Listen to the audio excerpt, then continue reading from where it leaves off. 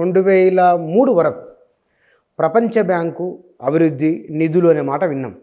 మీరు ఆనాడు చాలా సీరియస్ దాంట్లో ఉన్నారు, వ్యతిరేకించే దాంట్లో ఉన్నారు. గడిచిన 10 ఏళ్ళు బీఆర్ఎస్ పరిపాలన మనం ప్రపంచ బ్యాంకు మాట వినలే. 7 లక్షల కోట్ల అప్పు అయిందో, 6 లక్షల కోట్ల అప్పు అయితే అయింది. ఇప్పుడు మళ్ళీ ప్రపంచ బ్యాంక్ అనే మాట వింటూ ఉన్నాం. దీన్ని మీరు ఎట్లా,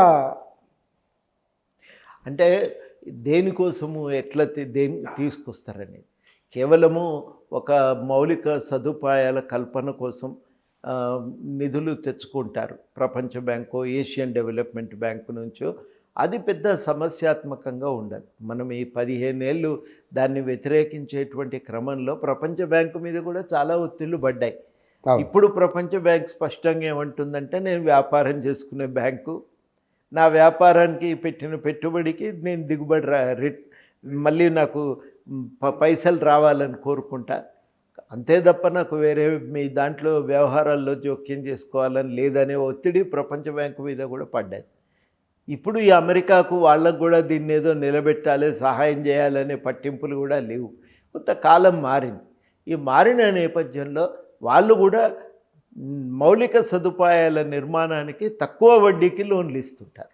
అట్లాంటి లోన్లు తెచ్చుకొని ఓ స్కూల్ బిల్డింగో లేకపోతే ఒక నది ఒడ్డున ప్రజలందరికీ ఉపయోగపడేటువంటి ఏదైనా నిర్మాణం చేపట్టగలిగితే చాలా మంచిది. ఇప్పుడు సుప్రీంకోర్టు కూడా ఆలోచనలు మార్చుకున్నది.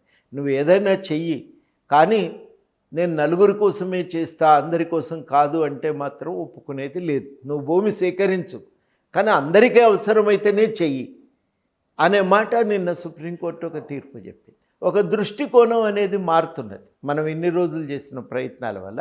కాబట్టి అట్లాంటి మౌలిక సదుపాయాల నిర్మాణం కోసం, ఏదన్నా స్కూల్ బిల్డింగ్కో, యూనివర్సిటీల అభివృద్ధి కోసమో అట్లాంటి వాటి కోసం తెచ్చినప్పుడు తక్కువ ఇంట్రెస్ట్కు దొరుకుతున్నది. కాబట్టి అది షరతులు లేకుండా ఉపయోగించుకోవచ్చు అని చెప్పి నేను అనుకుంటున్నా. షరతులు లేకుండా అప్పటికంటే ఇది అసలు మార్పు, ఇది అది షరతులు లేకుండా అది మనం ప్రధానంగా ఇట్లాంటి విషయాలు మాట్లాడి ఆ వెసులుబాటు ఏ మేరకుంటే ఆ మేరకు ఉపయోగించుకోవాలనేది.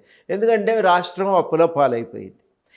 చాలా విచిత్రం ఏంటంటే, కేంద్ర ప్రభుత్వం కూడా తక్కువ వడ్డీకి అప్పులు ఇచ్చేటువంటి ఒక ప్రయత్నం చేసేది.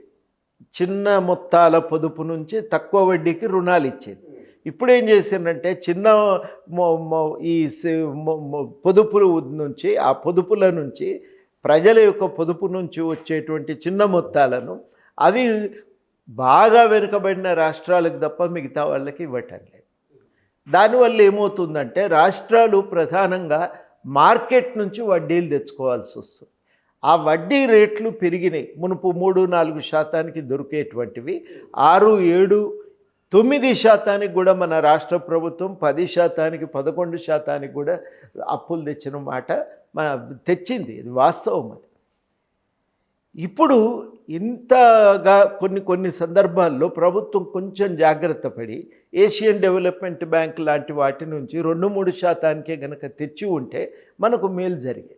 ఈ విషయాల్లో ప్రభుత్వం జాగ్రత్త పడకపోవటం మనకు చాలా చాలా నష్టాన్ని కలిగించింది. నేను అనుకోవటము ఇది అప్పుల భారం బాగా అయిపోయింది. ఇప్పుడు 2 రకాల సమస్య, ఒకటి అప్పు ఎక్కువైంది, వడ్డీ భారం తీవ్రంగా ఉంది.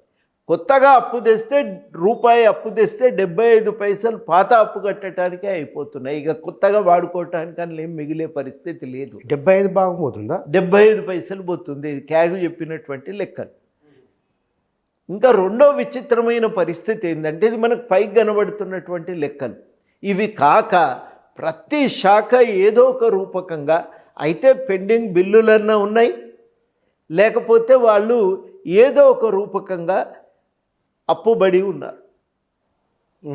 ఇట్లా ఇప్పుడు విద్యుత్ శాఖ ఒక 70-80 వేల కోట్లు వాళ్ళు అప్పుబడి ఉన్నారు.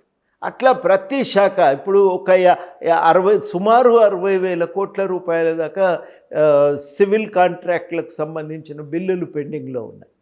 అంటే ఈ రకమైనటువంటి అప్పులు మనం కనుక లెక్క చేస్తే అది ఇంకా ఎక్కువ ఉంటాయి.